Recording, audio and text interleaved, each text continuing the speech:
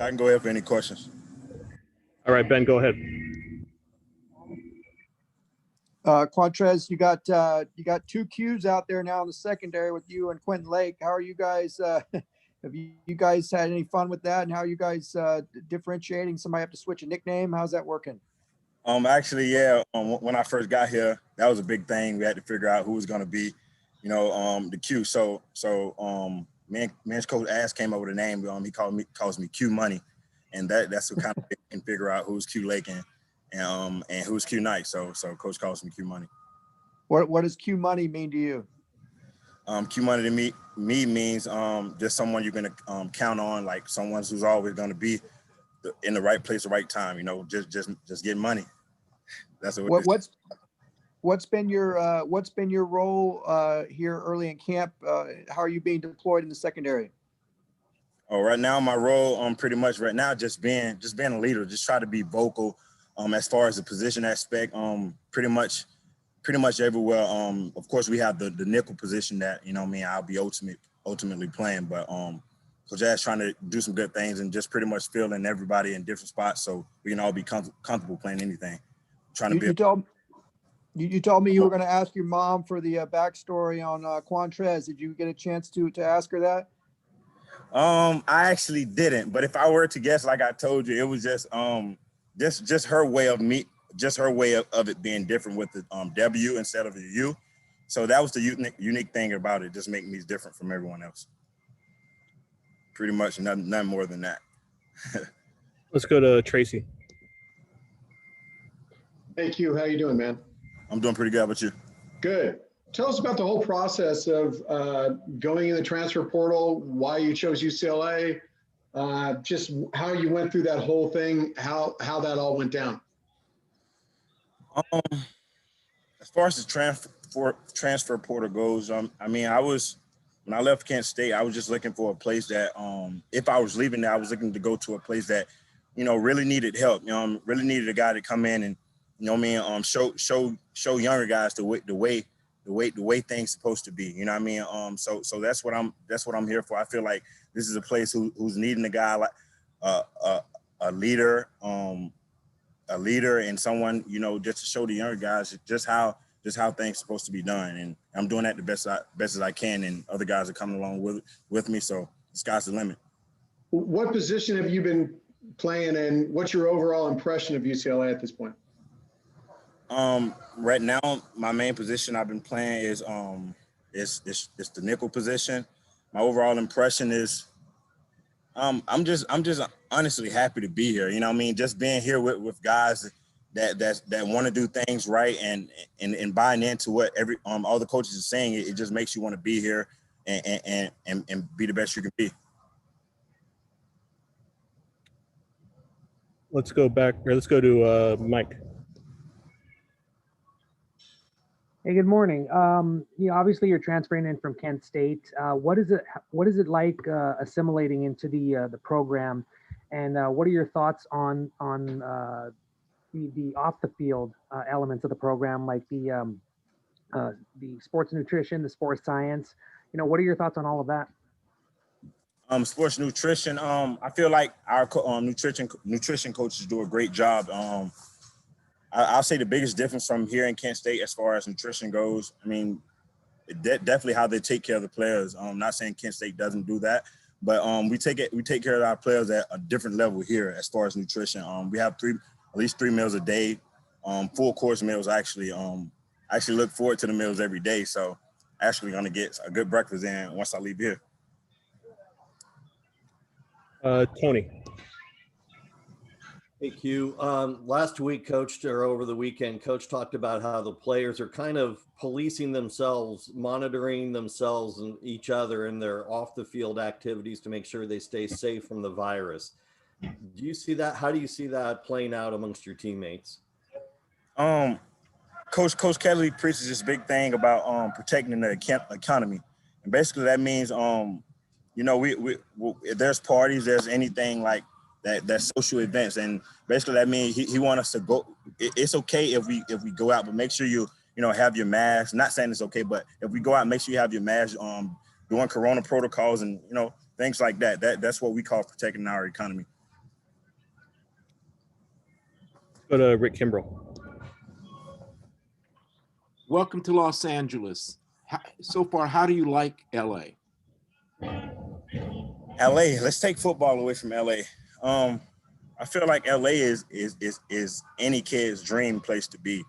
But like I said, just with all the things that's going on right now with the pandemic, we can't really get out and just experience the full LA, you know what I mean? So just as far as right now, things are cool. I mean, the weather's great. I mean, it's definitely different from Ohio. So Yeah.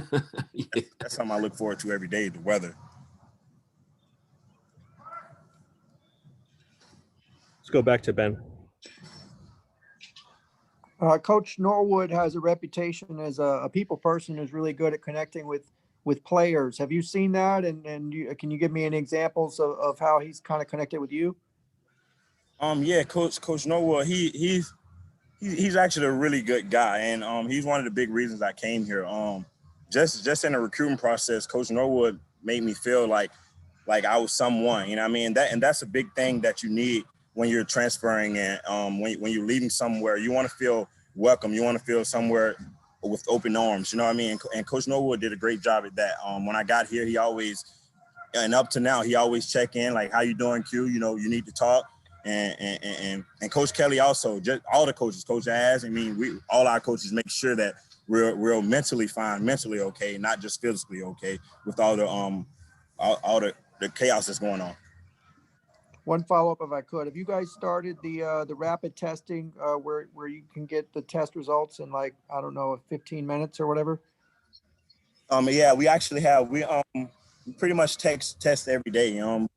Coaches do it. Again, coaches do a great job at that. We're doing things right here as far as Corona protocols, and we're gonna keep doing those things. All right, we got time for a couple more. Let's go to Tracy. Hey, if you could talk a little bit about that nickel position, just how it might be different than nickel positions in other defenses you played, and the capability of the position, the freedom you're allowed there, how you play like tighter in the box. Just give us a rundown on what that position is. The nickel position here is basically just controlled chaos. You know what I mean? We want to have a nickel guy that can set the edge when we need to, because a lot of times our nickel guys setting the edge. You know what I mean? So we have to have a good mindset at that, and just being someone that you can count on. You know what I mean? That's the nickel position, because we rely on that position to make plays. So just that nickel position, we have to have a guy there that we can rely on, and we're gonna do the best thing that we can do to find that guy. Who are the other guys at that position and how they've been doing? We have Carl Jones, we have Shea Pitts, and younger guy Swifty, Jake, and all of us. We're practicing at a high level right now. I told the guys that we're gonna compete every day, and don't let just because I'm out here now, and don't let just because he's out here now dictate whether that's gonna make you practice hard. We coming to practice hard every day. We're gonna compete at our level, and we all know that. All right, let's finish it up with Rick. During the 11 on 11s, who on offense is giving you guys a hard time? 11 on 11. I'll say number one. I tell one he number one is actually a great quarterback, and I've been at like you guys know, I've been at a couple of schools, and number one is a guy, he just do things right. You want to have a guy like number one at quarterback, and feel like we all just come together and follow his lead. We're gonna be fine. Number one's gonna be a problem. All right, thank you, Q. Yep.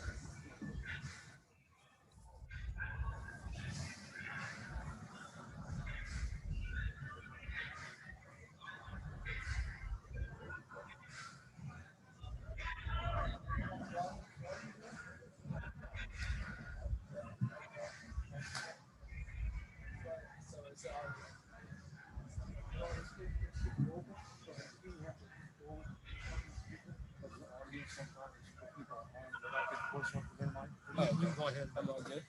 Yep. Cool. Andrew will be posting over here. Okay. Am I unmuted? Yeah, I am. Okay, cool. Can y'all hear me okay? Yeah, you're good, Obi. Let's just take a step back, maybe. Okay, There you yeah, go. here we go. There you go. Yeah, there we go. Cool. All right, everybody. We're joined by Obi Eboh. We'll have Ben start us off with a question. Hey, Obi, how are you? I'm doing well. How you doing? I'm great. Can you talk about the way you're being deployed in the secondary right now and how things are going there? For sure, yeah. So right now, I play cornerback, and I'm learning both boundary and field cornerback. Mostly playing towards the boundary, but just working there. And Coach Norwood does a good job of really, even though I'm playing cornerback, really got to know the entirety of the defense. So it's beneficial for me to kind of know what our free safety is doing, what our boundary safety is doing, what the striker is doing. So even though I'm playing those positions, I think most of the guys on the team are, learning basically all positions on the field, especially with COVID-19. You never know what's going to happen. So it's beneficial for us to all kind of know what's going on. And then following up with Coach Norwood, he has a reputation as kind of a player's coach and real personable. Have you seen that, and what examples of that? I would say so. I had a relationship with Coach Norwood prior to coming here, and really prior to Stanford. He recruited me out of high school when he was at Baylor. I was playing safety at the time, and he was a safeties coach at Baylor. But I would say that whenever we're in the meeting room, we don't always talk X's and O's, and it's not always about football. We talk about life experiences, and he's been around a couple of different places and has a lot of different perspectives on things. So we have things where sometimes we'll come into a meeting room and talk about life. And if we have any questions to ask him or Coach Speed, we just talk about a lot of different things and we feed off each other. Sometimes the players are answering questions for other players and the coaches provide insight. So he's really personable. All the guys and Coach Speed, they all do a great job of keeping in touch with us and how we're doing. Thank you. Let's go to Rick. Welcome to Los Angeles. How tough was it for you to leave Stanford, and why did you choose UCLA? Thank you very much. It was tough leaving Stanford. Obviously I spent the last 4 years there, and I've made a bunch of lifelong friends and relationships there. A lot of my ties are at Stanford. But ultimately, I did what I had to do there. I graduated with a degree in management science and engineering, and I started games for them, played a ton of games there, and I felt as if I did what I needed to do. I had no regrets leaving there. And why I chose UCLA, there are a lot of different reasons. I think geographically, it made sense. It's not too far away from Stanford where I can see a few of my buddies and have them come down here and whatnot. It's still in the Pac-12, so I'm familiar with most, if not all, the teams that we've played before. And I think, ultimately you're not going to be productive if you're not in a place where you're happy. And even coming out of high school, I was considering USC and UCLA, and I've always wanted to kind of check out what Los Angeles was about. And I enjoy seeing the palm trees and mountains every day. I'm from Dallas, Texas, and Texas is pretty flat. So even now I'm looking at the mountains and palm trees, and I'm like, man, oh my gosh, a mountain. I saw a mountain today. So I think just a combination of those three things. I also got into the UCLA School of Law, and that was a big deal for me. And so once I got into that graduate program, that was kind of the icing on the cake there. Let's go to Mike Regalado. Hey, good morning, Eboh. How obviously you're coming from Stanford, and that has a different setup, inside the program. But with Chip Kelly's program, there's been, a lot of talk about how the sports science aspect has really, helped, the players, individually. For you, how is it going to help your production this season? What has it done for you so far? That's a good question. I think that, with Coach Kelly, he's hired a really great staff with Coach Qwuantrezz, and the people that he's brought in, I think they focus a lot on speed development, and how the weight room correlates to things that we do on the field. So everything we do in the weight room, these guys are lifting right now, it all translates to the field work and speed and our 40-yard dash, 3-cone, agility, whatever it is. Another part about that aspect is nutrition. And I think, we might be the most well-fed team in the country. I don't know. I've been to a couple different places, but the nutrition and things that they're giving us before practice, after practice, for our lunch, breakfast, lunch, and dinner, we're eating good food and we're hydrating well, and they're giving us all the tools in that regard to be fueled up. So I'd say just the weight room training, the things that we do in there too, like they're just a bunch of different like tricks and machines that they got going in there that are kind of different than what I had at previous places. So nutrition and the stuff that we do in the weight room, I'd say is pretty good. Tony.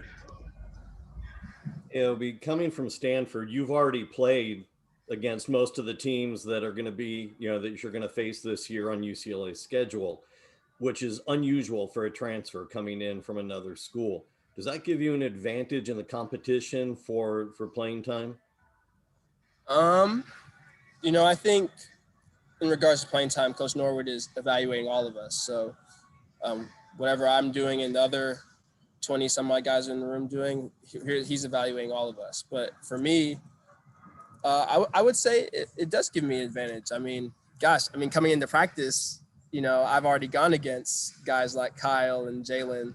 So even in that regard, I mean, I've been seeing these guys for 3 to 4 years. So, I think every team on the schedule I've played. So when it comes to studying them on film and looking at their tendencies and formations and stuff, it's not something that's like super brand new to me where I'm just like, okay, I'm going to have to really try and figure them out. I have notes on them, like 4 years of notes on them where I've studied their releases, formations, and other tendencies. So when it comes to game week and when we're prepping for them, I'll have a leg up for sure.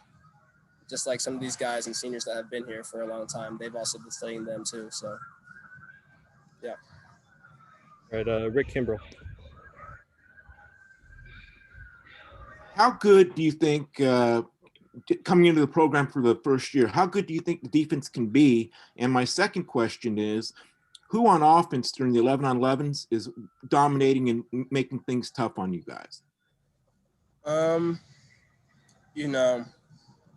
I think that, well, at least in conversations that I've had with the guys throughout the past week, it seems like the defense hasn't had this much energy and fun and competitiveness in a long time. And that's exciting to hear from them and know that everybody's flying around and having a good time. So I think the defense has a lot of potential. We're communicating well. The coaches put a lot of emphasis on communication and being loud. And, if we get the call on the sideline, we're echoing it all the way through down. We're making alerts and checks, and we're doing a bunch of different things that are really cool and exciting. And, when I'm evaluating how I'm doing and I'm evaluating the team, I feel pretty good about it. And as far as people on offense, I think the offense is doing well. Another grad transfer who's actually my roommate, Britton Brown, I think he's doing a really good job for coming into a new offense, and he's running really hard. He runs like he's angry, and I think he's doing well. I think Charles Njoku is looking really good. I don't know what he was looking like in practice before just because I wasn't here, but watch him. He seems he's, at least from the games, he's looking like a different player and looks like he worked really hard in the offseason on his routes and bending and, just doing different releases off the line and a bunch of other really good things. And, everybody's working hard. Kyle Phillips is doing a good job. All the leaders on the team are doing a good job. So I think it's promising on both sides of the ball. Just 2 more questions. Let's go to Mike. One of the themes from week 1 of camp was communication, especially among the defense. How do you see communication affecting the progress and development of the defense? I would say, I mean, communication within a defense and really offense, special teams, in any aspect of football is extremely important. I think for me, coming in as a grad transfer who's played and has experience, I'm bringing perspectives and things on the field that maybe other people might not see. So when I'm on the field, I'm talking to the linebackers, I'm talking to boundary safety that's right next to me. And things might not even happen. I'm just making alerts and checks like, hey, watch this motion, watch this in route, watch this potential bunch, whatever it is, just so that, the communication calms people down. It's like if you're out there and there's motions and things flying around and everybody's looking around, not knowing what to do, that's a little scary out there as a defensive player. But whenever you're talking and communicating pre-snap, first the call and then looking at the formation and making checks from there, it just calms people down and then gets people locked into their assignments and going from there as the play develops. All right, let's go one more with Ben. Have you guys started the actual rapid testing part where you get the results quickly? All I know about our protocol right now is that we're testing daily. I'm not sure how fast it goes in and whatnot, but Coach Kelly has a pretty sound protocol for us every day when we come in for testing. But yeah, we're testing every day now. All right, thanks, Obi. Thank you guys.